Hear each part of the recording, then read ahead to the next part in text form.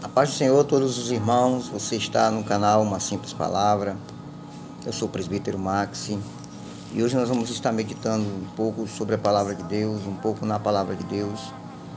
E o personagem que nós vamos falar um pouco hoje, ele é um personagem muito peculiar na palavra de Deus. Ele viveu de uma forma diferenciada e ele se vestia e a sua alimentação também era diferenciada. Ele foi o último profeta do Velho Testamento.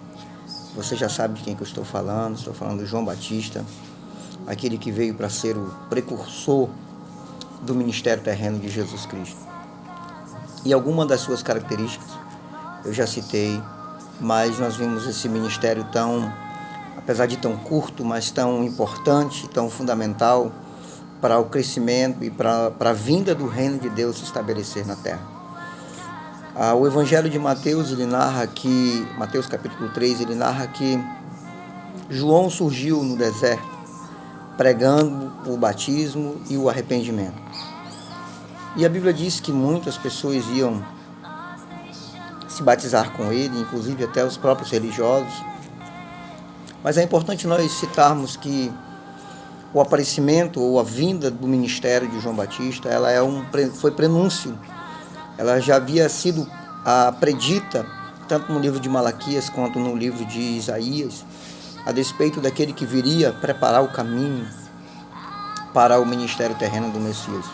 Então, os próprios religiosos também, ou conhecedores da palavra, da Torá, do Velho Testamento, sabiam que o ministério do Messias, ele teria um precursor.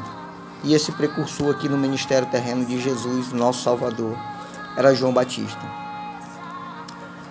E o interessante é que o discurso de João, nós vimos isso em Mateus capítulo 3, eu já citei, depois nós vamos estar lendo alguns versículos aqui, mas eu vou pedir que você depois também possa abrir sua Bíblia e ler o capítulo 3 de João Batista, que também é um dos textos mais lindos da palavra de Deus, no final do capítulo 3, no versículo 16 e 17, que narra ali a manifestação da Trindade no batismo do Senhor Jesus Cristo.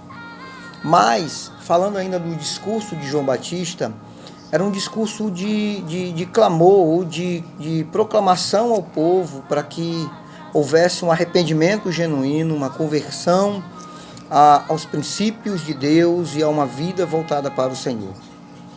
João, ele começa a chamar as pessoas para experimentarem um novo tempo nas suas vidas, onde o reino de Deus ele se manifestaria agora dentro de cada um de nós. O reino terreno de Jesus, a manifestação do nosso Deus através da vida do seu Filho, ela se iniciaria no ministério público de Jesus na terra. Então João indica que para fazer parte desse reino, devemos nos arrepender, devemos nos voltar e com fé nos convertermos ao Senhor. Então, o texto começa que Mateus, ele não narra, se você observar e comparar os textos de Mateus e o próprio Lucas, que são textos sinóticos, Lucas ainda narra a história, o surgimento do pai, da mãe, de João Batista. Mas Mateus, ele já não se atém à genealogia de João Batista.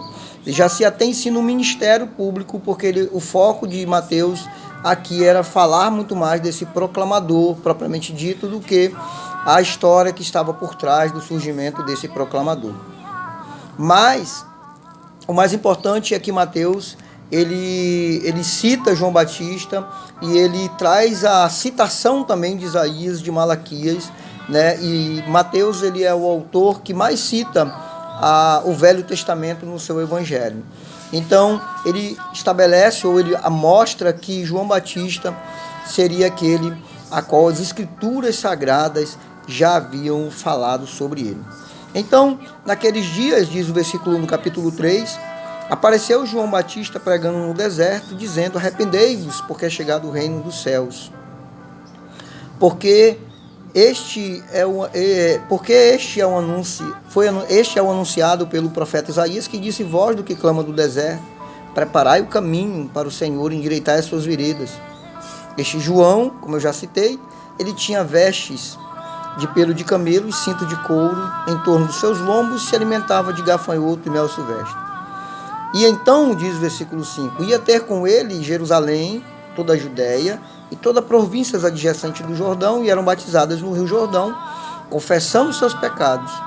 E vendo eles muito dos fariseus e saduceus que vinham ao seu batismo, disse-lhes: raça de víboras, quem vos ensinou a fugir da ira futura?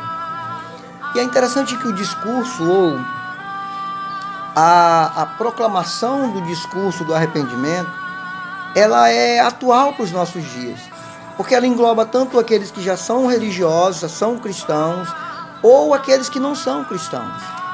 Porque nós sabemos que todos nós, mesmo que confessamos a fé, ainda precisamos estar a cada dia nos voltando para o Senhor.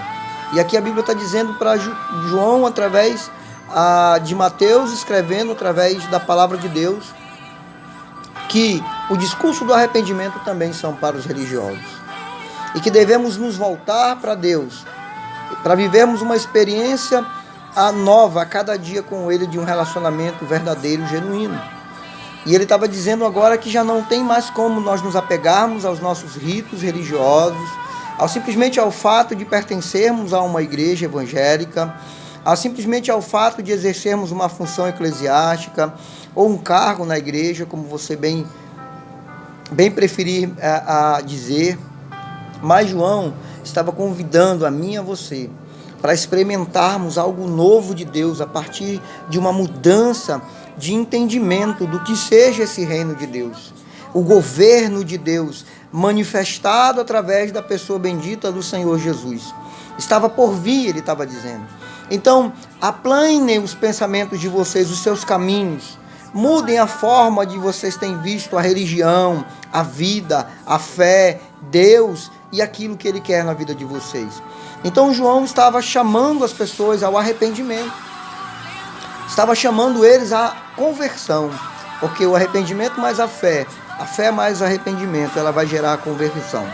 Nós vamos convergir dos caminhos errados ou da forma errônea a qual nós temos vivido, ou quem sabe até feito a obra de Deus também, porque aqui João estava convidando ou convocando aqueles religiosos que estavam muito aquém daquilo que Deus planejara ou sonhara para a vida deles quanto igreja, quanto povo de Deus, quanto povo da aliança. E João deixa isso muito claro aqui no versículo 7, porque ele diz que muitos dos fariseus e religiosos que iam ter com ele dizia: raça de víboras, quem vos ensinou a fugir da ira futura? E no versículo 8 ele diz assim: produzis, pois, frutos dignos de arrependimento. E não presumais em vós mesmos, dizendo: temos por pai Abraão. Porque eu vos digo que mesmo dessas pedras Deus pode suscitar filhos a Abraão. João estava dizendo para aqueles homens, e está dizendo ainda para os nossos dias de hoje, que não devemos nos apegar aos nossos dogmas religiosos, à carteirinha de membro da sua igreja, aos rituais religiosos que praticamos. Mas agora ele está dizendo que Deus ele estabelece uma forma de se relacionar muito pessoal agora, que é a pessoa bendita de Jesus, que é o seu Santo Espírito que em nós habita. E ele está dizendo para nós produzirmos os frutos que nós vamos gerar. Ele vai testemunhar a favor da nossa conversão. Ele vai dizer se de fato nós vivemos como pessoas arrependidas. Ele vai mostrar de fato como nós mudamos ou nós entendemos os planos de Deus para a nossa vida. Então, ele vai e convida a mim e a você a produzirmos frutos dignos de arrependimento, a deixar que a nossa vida fale o nosso testemunho, a deixar que a nossa vida fale daquilo que Jesus tem feito em nosso viver. Então, João estava aqui anunciando que Jesus viria e que as pessoas deviam se arrepender e mudar, porque haveria um tempo novo do governo de Deus, em que cada ser humano que reconhece Jesus como Senhor e Salvador se torna um templo e sacerdote do seu templo. E que nós vamos prestar contas, diz a palavra de Deus. Porque o texto segue. E João Batista, ao mesmo tempo que essa palavra de arrependimento é uma palavra de consolo e de conforto, mas ela também é uma palavra que confronta e que nos desafia e que traz a consciência minha e sua e daqueles homens de que esse Cristo, que é gracioso, misericordioso, mas também ele é justo, e que ele vai trazer juízo, e que ele vai provar se os nossos frutos de fato foram frutos de uma vida arrependida, convertida e que se rendeu na sua totalidade à vontade, à palavra e os desejos do coração de Deus. Porque ele segue o texto dentro desse mesmo contexto da explicação. Ele diz assim: também agora está posto o machado à raiz das árvores. Toda árvore, pois, que não produzir bom fruto, é cortada e lançada no fogo. Então aqueles homens não era qualquer fruto, ele estava dizendo. Não vai produzir qualquer fruto. Deus está falando para mim e para você: não produza qualquer fruto. Nós não podemos fazer as coisas de Deus de qualquer jeito. Nós não podemos nos acostumar com o sagrado. Não são qualquer frutos. A palavra de Deus diz assim: aquele que produzir bons frutos. Ao mesmo tempo que ele tem uma palavra de bênção, de recompensa, para aqueles que entendem, se convertem, se voltam para a vontade de Deus, ele está dizendo que também haverá uma palavra de julgamento. Porque em Deus, em Jesus, melhor dizendo, Deus veio estabelecer a justiça plena do Senhor. Então ele diz mais, ele diz assim: em verdade eu vos digo, que eu vos batizo com água para o arrependimento, mas aquele que vem após mim é mais poderoso do que eu não sou digno de levar as suas sandálias. Ele vos batizará com o Espírito Santo e com fogo. Está vendo o que eu disse? Dentro desse contexto, João enfatiza ainda mais agora no versículo 11, dizendo que esse reino novo que estava vindo, com Jesus Cristo como anunciador, como aquele que veio estabelecer esse reino, ele vai trazer uma palavra de esperança. Ele vai alcançar o coração dos perdidos e dos homens através do seu Santo Espírito. Mas ele diz assim: ele vos batizará com Espírito Santo e com fogo. Esse fogo é o fogo da justiça de Deus. Este fogo é o fogo que vai provar se os nossos frutos, as nossas obras são verdadeiras para Deus ou não. Então, ao mesmo tempo que João apresenta uma palavra de esperança, ele também nos chama a um compromisso verdadeiro com Deus, de já não vivermos mais uma religião de aparência, como até então aquelas pessoas aqui, as quais ele estava confrontando, viviam, e se apegavam aos ritos religiosos, e se apegavam à aliança, a qual Abraão, o pai deles, na fé, havia estabelecido com Deus. Mas essa aliança, ela precisa se manter viva no compromisso diário, meu e seu, com o nosso Criador. Se nós o abandonamos, não tem como nós dizermos que somos fiéis a esta aliança. Aqueles homens já estavam longe daquilo que Deus havia planejado para eles, quanto nação e quanto povo de Deus. Muitos desses religiosos, eu acredito piamente, que também estavam se batizando. E o conselho de João Batista também eram para essas pessoas. Disse: olha, meu filho, eu estou aqui te batizando, mas se você sair daqui desse batismo e eu te mergulhar aqui e for viver a vida do mesmo jeito a qual você tem vivido, isso não vai mudar nada. Isso não vai impressionar Deus. Isso não vai transformar você em uma pessoa melhor, ou os teus frutos não vão ser aprovados. Mas saia daqui desse batismo, ou seja, saia dos rituais religiosos, saia do culto da tua igreja, saia da reunião da tua célula, saia do teu quarto de oração, saia do teu período de leitura bíblica, saia do teu período de meditação, de consagração, saia de lá, mas saia para dar bom testemunho a respeito de Deus. Mas saia para que a tua vida fale mais alto do que as tuas palavras. Esse era o conselho de João Batista para aquela época. E esse conselho não é atual para os nossos dias, meus irmãos. Então saia também da sua igreja. Saia do seu momento com Deus e dê frutos que vão glorificar o nome do Senhor. E deixe transparecer aquilo que Deus tem feito aqui dentro de você. Então, não vai adiantar nada, João Batista estava dizendo para aqueles homens. Eu simplesmente aqui, como um rito, como um ato religioso, te mergulhar aqui, indicando que você morreu para o velho homem e agora você está ressurgindo para uma nova vida. E você sair daqui e continuar vivendo da mesma forma. Esse simbolismo do batismo, ele precisa vir acompanhado de atitudes que vão glorificar o nome do Senhor, que vão demonstrar para os homens, mas principalmente para Deus, que Ele tem mudado a sua vida, e que aquilo que Ele falou, você abraça como uma verdade eterna e perfeita, e caminha e vive em cima dessa verdade. Amém?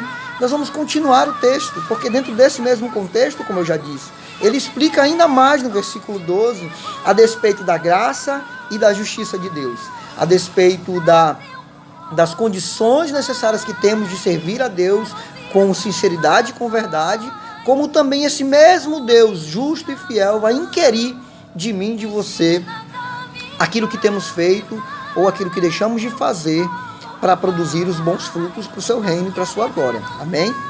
Ele diz assim: em sua mão tem a pá, e limpará a eira, e recolherá no celeiro o seu trigo, e queimará a palha com fogo que nunca se apaga. Está vendo como Deus ele vai fazer, ou seja, Ele melhor do que eu e você.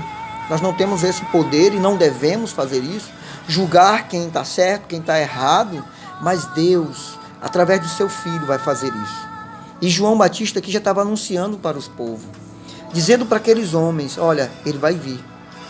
E se você tem feito bons frutos, com certeza Ele tenha te assistido, Ele tem visto, Ele tem colhido e Ele tem se agradado da sua vida. E Ele tem um bom lugar para você, uma promessa de vida eterna. Mas também tem um lugar preparado para aqueles que não fizeram a vontade de Deus. Mas também ainda tem justiça no reino de Deus. Então, João Batista vinha trazendo uma mensagem que, infelizmente, às vezes tiramos dos nossos púlpitos.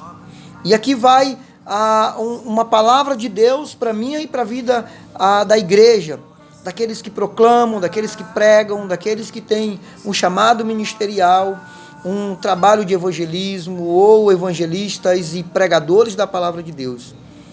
Não retire dos seus sermões esse tema tão atual dos nossos dias, o arrependimento.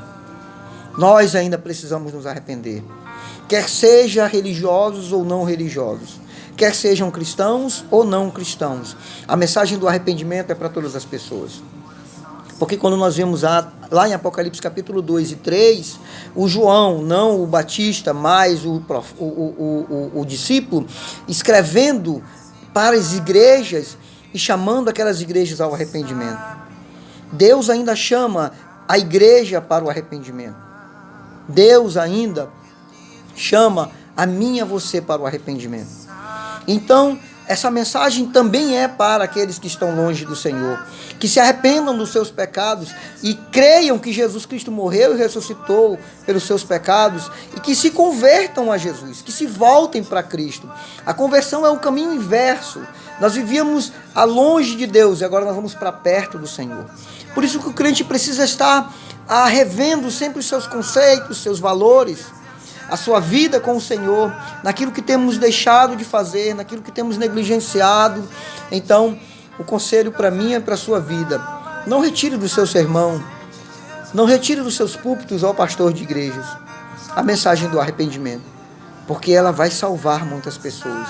Ela vai trazer a consciência daqueles que estão vivendo na religião e parece que já se acostumaram com o sagrado, parece que já fazem aquilo decorado. A fala é decorada, a oração é decorada. Sobe nos púlpitos e muda o tom da voz. E que parece que é um personagem que está ali. Pregue sobre o arrependimento. Vamos nos voltar para a simplicidade do Evangelho, da palavra, dos conselhos da Bíblia, do exemplo de Jesus Cristo, que iniciou seu ministério terreno,